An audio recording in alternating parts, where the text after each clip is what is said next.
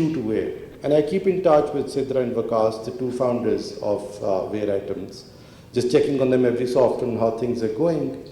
And the day they raised money, their first round, I think it was $8 million out of Y Combinator, I wrote to them saying, well, you could be a competition for Allbirds, which is another company in the same space.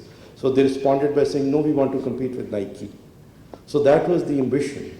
And I wish them well. I hope that they continue to grow and go even farther than they have in the US. That was one example of a startup from here to Y Combinator to this now global phenomena where all the young people want to go and buy their shoes. Now we want to institutionally help that happen, and for that we have Bridge Start Pakistan. Through this program, we're going to enter into a partnership with scores of startup incubators and accelerators globally. We're going to set aside money so that we can select some startups from the startups that have been incubated either in the public sector or in private sector incubators. And if they're able to get selected in these global incubators, we will fund them. We will support their travel, their lodging, their boarding there. We will support whatever money is required for them to go and get incubated in a more developed ecosystem.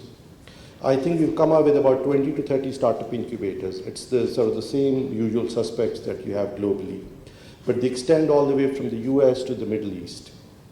And I think starting in a couple of months, the program has already been approved by the government, the funding has been set aside, and in a couple of months we'll begin to send these startups to these incubators. So the idea is that we incubate these startups, our own startups, for 6 odd months in various incubation cycles that we have in Pakistan.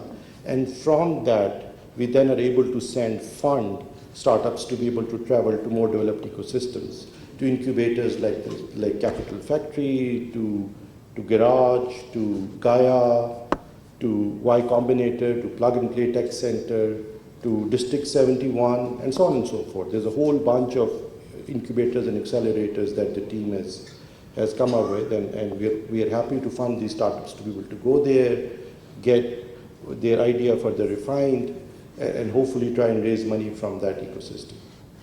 The second program, which is what this program is largely about, is what we call the Pakistan Startup Fund.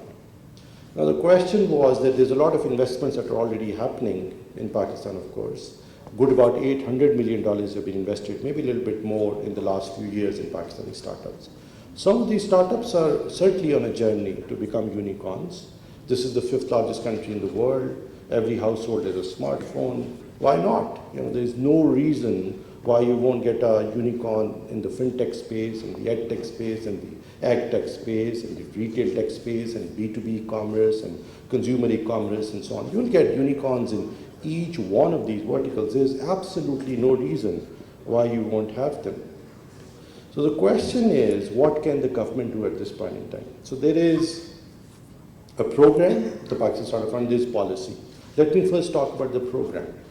So the program kind of addresses the most tricky time in the life of a startup, which is once you've been incubated and you are trying to raise private venture capital, but your requirement is too small for an institutional investor to come